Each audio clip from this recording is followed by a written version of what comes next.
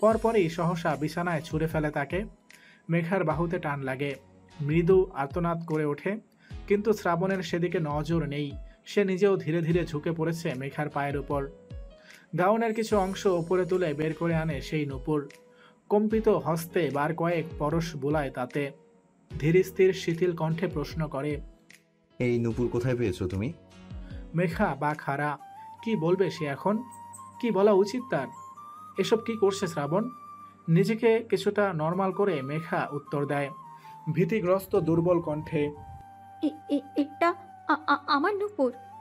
কে দিয়েছে? কিভাবে পেয়েছো? শ্রাবণের উদ্বিগ্নতা দেখে মেঘার কিছুটা সাহস বেড়ে গেল। সে সোজাসাপটা জবাবে বলে, আমার খুব কাছের কেউ দিয়েছিল, পরম যত্নে নিজে হাতে পরিয়ে দিয়েছিল। আরেক পায়েটা কোথায়? মেঘা দীর্ঘশ্বাস ফেলে তার বদনে তীব্র বেদনা ধরা দেয়। কাটা কাটা অক্ষরে বলে, হয়তো হারিয়ে গেছে। শ্রাবণ ভ্রুকুচকে তাকায়, পুনরায় প্রশ্ন করে, হয়তো কেন? শিওর নও তুমি? না, কেন? জানি না। মেঘার এতক্ষণে চৈতন্য ফিরে। খেয়াল হয় শ্রাবণের কার্যকলাপ এভাবে তাদের কেউ দেখে নিলে কেলেঙ্কারি হয়ে যাবে। মেঘা ছটফটিয়ে ওঠে, তড়িঘড়ি করে শ্রাবণের থেকে নিজেকে মুক্ত করে বিছানা ছেড়ে দাঁড়ায়।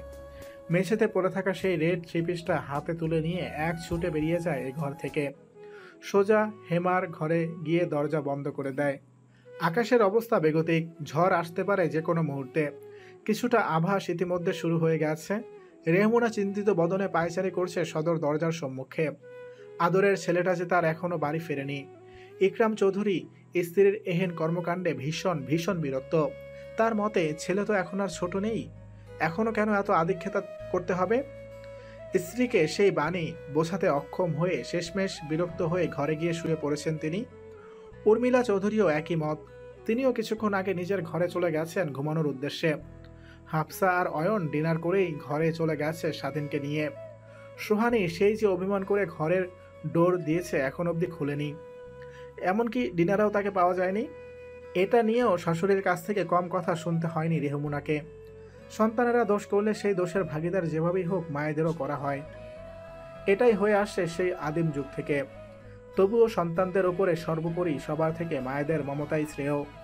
এই যেমন বাড়ির শুদ্ধ সকলে নিশ্চিন্তে চক্ষু বুঝলেও নিদ্রাহীন কেবল মায়ের চক্ষু।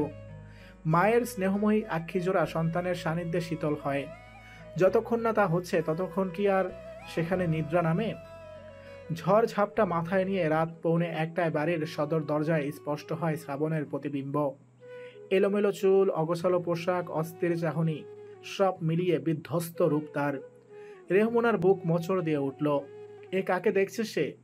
ছেলের এমন রূপ কোনো মায়েরই কাম্য নয়। রেহমুনা ছুটে গেলেন, অস্থির চিত্তে ছেলের মুখে বাহুতে হাত বুলিয়ে বুলিয়ে জিজ্ঞেস করলেন, কি হয়েছে বাবা? তোর এমন অবস্থা কেন? কি হয়েছে বল আমায়। রক্তলাল চক্ষুজোড়া উঁচু করে শ্রাবণ মায়ের দিকে তাকায়। দুর্বল স্থির দৃষ্টিতে চেয়ে থাকে কিছুক্ষণ, অতপর ভঙ্গুর শান্ত কণ্ঠে পাল্টা প্রশ্ন করে, মেঘা কে মা? বাহিরে উদ্দাম বেগে ঝড় ছুটেছে, বিদ্যুৎ বিচ্ছেদ হয়েছে কিছুক্ষণ পূর্বেই। শ্রাবণের ঘরের বেলকনি দুই প্রান্তে দুজন দাঁড়িয়ে। দমকা হাওয়ার তোড়ে বৃষ্টির ফোঁটা এসে ক্ষণে ক্ষণে ছুঁয়ে যাচ্ছে তাদের। রেহমুনা এগিয়ে গিয়ে ডিভাইনে বসলেন। শ্রাবণ ধৈর্য হারা। সে তৎক্ষণাৎ সরে এসে মায়ের পায়ের কাছে বসে পড়ল। রেহমুনার দৃষ্টি দূর অম্বরের নিখত আধারিয়ায় তলিয়ে গেল। লম্বা শ্বাস টেনে সে ছেলেকে শোনাতে শুরু করলেন ছেলেরই জীবনের কিছু অস্পষ্ট অধ্যায়, অতীত। দিনটি ছিল শ্রাবণের ফাইনাল ডক্টরি সার্টিফিকেট হাতে পাবার দিন। এই রেজাল্টের ওপর তার ক্যারিয়ার নির্ভরশীল। শ্রাবণ বরাবরের মতোই টপ স্টুডেন্ট। তাকে নিয়ে সকলেই 100% আশাবাদী। বাড়ির সদস্য থেকে শুরু করে কলেজের স্যার ম্যাডাম স্টুডেন্টরা পর্যন্ত সিউরিটি দিয়ে বলতে পারে শ্রাবণ টপ করবেই। শ্রাবণ নিজেও নিজের প্রতি আত্মবিশ্বাসী। এত ভরসার জায়গা থাকার পরে ঘটে গেল এক অপ্রত্যাশিত ঘটনা। রেজাল্ট ঘোষণার মুহূর্তেই সকলের চোখে মুখে নেমে এলো ঘোর আমাবস্যা। সেই সঙ্গে বিস্ময়, অবিশ্বাস্য। যাকে নিয়ে সবার এত স্বপ্ন ছিল, সেই শ্রাবণ টপ তো দূরে থাক, এক সাবজেক্টে ফেল করে বসেছে। সেদিন শ্রাবণ প্রচণ্ড চিৎকার চেঁচামেচি করেছিল কলেজে। হিতাহিত জ্ঞান শূন্য হয়ে তার আরেক ক্লোজ বন্ধু এনায়েতের গায়ে হাত তুলে বসে। এনায়েত বর্তমানে সিলেটে তার বাবার পৈতৃক নিবাসে থাকছে। সেদিন পুরো কলেজ তোলপাড় করে ফেলে শ্রাবণ একাই। পরে বোর্ড চ্যালেঞ্জ করে চেক করা হয় শ্রাবণের সেই সাবজেক্টের খাতা। দেখা যায় শ্রাবণ নৈবিত্তিক খাতায় স্বাক্ষর করেনি। এই সামান্য ভুলের জন্য তাকে ফেল করিয়ে দেওয়া হয়। দাগ পড়ে যায় তার ক্যারিয়ারে। বিপর্যস্ত মস্তিষ্কে সে সেদিন গাড়ি নিয়ে বের হয়। ফুল স্পিডে এলোমেলো গাড়ি চালিয়ে ভয়ঙ্কর অ্যাক্সিডেন্ট করে বসে। মাথায় তীব্র চোট লাগে, যার ফলে তার স্মৃতিশক্তি লোপ পায়। ঢাকার সবথেকে বড় হসপিটালে তার চিকিৎসা করানো হয়। 3 দিন পর জ্ঞান ফিরলে দেখা যায় সে তখন কাউকেই চিনতে পারছে না। ডক্টর জানায় স্মৃতিশক্তি লোপ পেয়েছে তার। কখন কিভাবে ফিরে পাবে বলা দায়, তবে সময়ের সঙ্গে সঙ্গে হয়তো ঠিক হয়ে যাবে। তবে কোনোভাবেই যেন তার মাথায় প্রেশার ক্রিয়েট না করা হয়, তাহলে কিন্তু পাগল হওয়ার সম্ভাবনা থেকে যাবে। ডক্টরের কথায় সকলে সাবধান হয়ে যায়। তারপর থেকে শ্রাবণ সর্বদা একাকী থাকতে শুরু করে। নিজের ঘরে এক কোণে ঘাপটি মেরে পড়ে থাকাই তার কাজ হয়ে দাঁড়ায়। বাড়ির সবাই তার সঙ্গে খুব নম্রভাবে কথা বলে। রেহমুনা ছেলের অবস্থা দেখে আঁচলে মুখ লুকিয়ে কাঁদেন। কারো কিছু করার থাকে না, শুধু দেখা ছাড়া। এভাবেই চলছিল। স্মৃতিশক্তি হারিয়েও বেশ ভালোই ছিল শ্রাবণ, কিন্তু বিপত্তি ঘটল ধীরে ধীরে। সহসা শ্রাবণ কেমন উল্টাপাল্টা আচরণ করতে লাগলো। কেউ ঘরে ঢুকলেই এটা ওটা ছুঁড়ে মারতো আর বলতো, আমার কিছু মনে নেই, আমি কিছু মনে করতে পারছি না, আমি কিছু মনে করতে চাই না, আহ কি যন্ত্রণা, মাথাটা ফেটে যাচ্ছে। এমন প্রলাপ বকতে বকতে মাথায় অচেতন হয়ে পড়তো। দুশ্চিন্তায় আটঘাট হয়ে সকলে মিলে তাকে পুনরায় ডক্টরের সান্নিধ্যে নিয়ে যায়। ডক্টরের চেকআপে ধরা পড়ে শ্রাবণকে হয়তো কেউ উত্তেজিত করে তুলছে তার অতীত নিয়ে, যার ফলে তার মস্তিষ্কে চাপ সৃষ্টি হয়ে ক্রমেই সে পাগলের মতো আচরণ করছে। ডক্টরের এমন কথায় সকলে হতভম্ব। এমনটা কে করবে? বাড়ির সকলকে করার নির্দেশ দেওয়া হয় এমনটা যাতে কেউ না করে, তবে কার সাহস? মিলে না কোনো প্রশ্নের উত্তর। অচিরেই ঢাকা পড়ে এক দুষ্কৃতীর মুখোশ। কে করছিল আড়াল থেকে এমন সর্বনাশ? সময় এগিয়ে যায়। আকস্মিক একদিন বিদেশ থেকে স্ত্রী সন্তান সমেত মহসিন মির্জা দেশে ফেরেন। ইকরাম চৌধুরী আর তিনি ছিলেন বাল্যকালের বন্ধু। দেশে ফিরে মহসিন মির্জা 3 দিনের মাথায় ছেলেবেলার বন্ধুর সঙ্গে দেখা করতে একেবারে তার বাড়িতে চলে আসেন। ইকরাম চৌধুরী বন্ধুকে পেয়ে ভীষণ খুশি। সেই মহসিন মির্জাই হলেন মেঘার বাবা। বন্ধুকে পেয়ে নিজের পরিবার এবং ছেলের অবস্থার কথা দুঃখের সহিত উপস্থাপন করেন ইকরাম চৌধুরী। শ্রাবণের এরূপ পরিণতির বর্ণনায় সবথেকে বিরূপ প্রভাব পড়ে মেঘার উপর। ছোট থেকেই মেঘাকে তার বাবা শ্রাবণের ছবি দেখিয়ে বলে এসেছেন, এই হবে তোর ভবিষ্যৎ হাসবেন্ড। বাবা মায়ের বাধ্য সন্তান হওয়ার খাতিরে শ্রাবণকেই মনে মনে নিজের স্বামীরূপে স্বীকৃতি দিয়ে এসেছে মেঘা। ছোট থেকে নিজের কোমল মনে বপন করা স্বপ্নগুলোর বাস্তব রূপায়ণ হওয়ার আশায় যখন সে এদেশে পাড়ি দিল, অতঃপর এমন দুর্গতির সম্মুখীন হতে হবে কখনোই আশা করেনি। মেঘার মনের অবস্থা বুঝতে পেরে মা রেখা মির্জা তাকে আগলে নেয়। মহসিন মির্জা বন্ধু ইকরাম চৌধুরীকে আশ্বস্ত করেন যে সে আর বিদেশে ফিরবে না, ওখানকার বিজনেস শাখা ট্রান্সফার করে এদেশে নিয়ে আসবেন। কথা মতো এগুলো সব। মহসিন মির্জা পরিবার সহ থেকে গেলেন এদেশে। শুরু থেকেই মহসিন মির্জার ব্যবসায়িক প্রতিপত্তি খুবই উন্নত। এদেশে শাখা খুলতে তার তেমন একটা অসুবিধা হয়নি। দীর্ঘ 25 বৎসর পর তিনি বিদেশ থেকে দেশে ফিরেছেন। তার স্ত্রী রেখা মির্জাকে বিয়ের পরপরই তিনি বিদেশ পাড়ি দিয়েছিলেন। সবার সবকিছু স্বাভাবিক থাকলেও স্বাভাবিক ছিল না মেঘা। শ্রাবণকে নিয়ে তার মনের প্রাচুর্যে বসবাসরত সেই ছোট্ট কাল্পনিক জগৎটির পীড়ায় সে প্রতিনিয়ত অসুস্থ হয়ে পড়ছিল।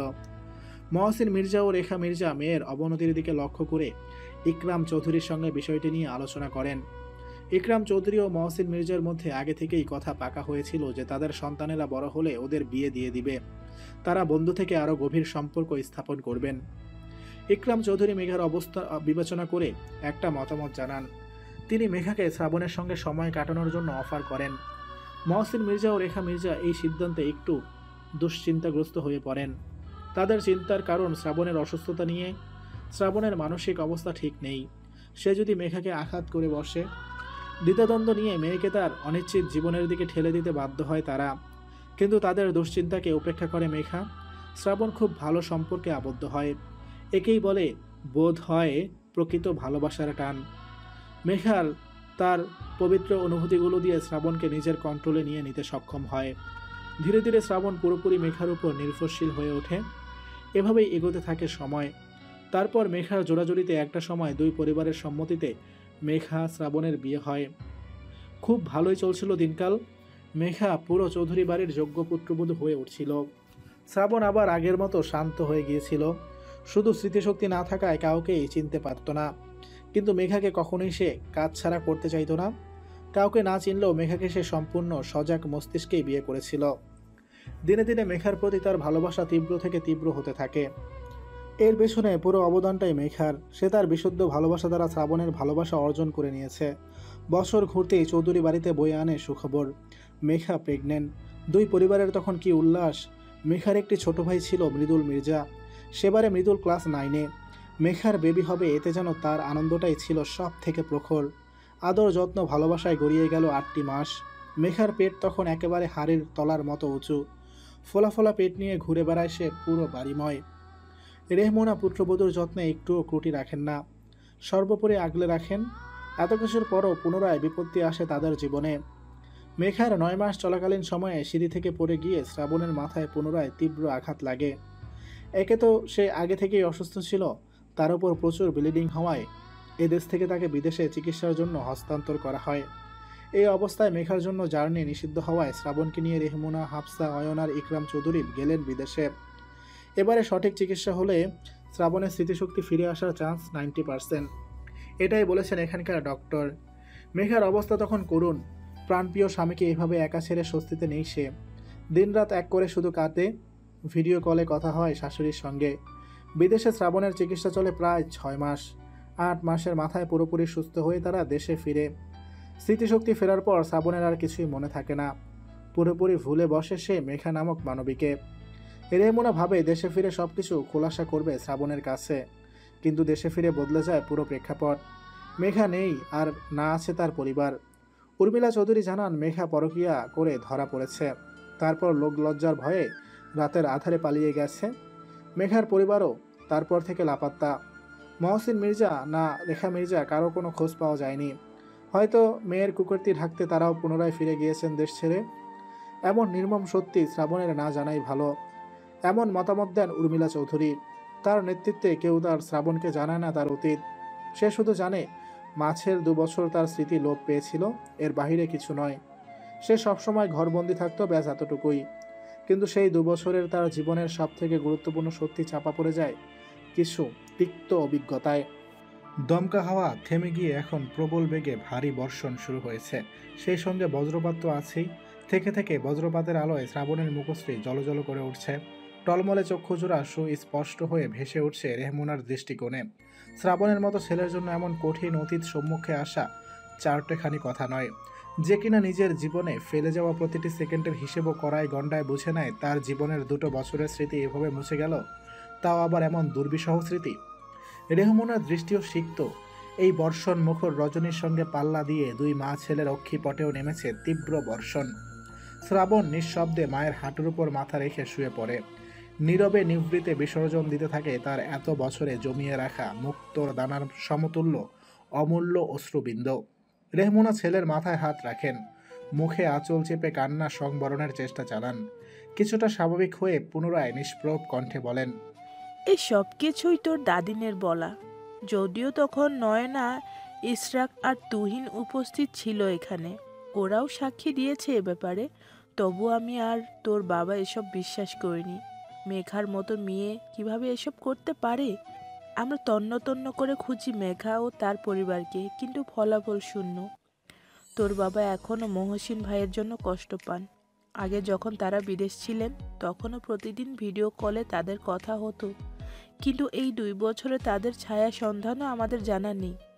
কি জানে কোনটা আসল সত্যি কোনটা মিথ্যে। তোকে নিয়ে যেদিন চিকিৎসার জন্য বিদেশে পাড়ি দিই, মেঘার সেদিন সে কি কান্না। আমি ঠিক 4 বার এয়ারপোর্ট থেকে ছুটে ছুটে গাড়ির কাছে এসে ওকে সান্ত্বনা দিয়েছি। সুযোগ থাকলে ঠিকই সঙ্গে নিয়ে যেতাম, কিন্তু ওর ওই অবস্থায় কিভাবে নিতাম। বলেছিলাম যতদিন আমরা না ফিরি বাবার বাড়ি গিয়ে থাকতে, কিন্তু ও বলেছিল সে এ বাড়িতেই তোর স্মৃতি আঁকড়ে পড়ে থাকতে চায়। ওর বিধ্বস্ত করুণ মুখের দিকে তাকিয়ে আমিও আর কিছু বলতে পারলাম না। ওটাই হয়তো ছিল আমার সব থেকে বড় ভুল। তখন যদি মেয়েটাকে ধমক দিয়ে হলেও ও বাড়িতে পাঠিয়ে দিতাম,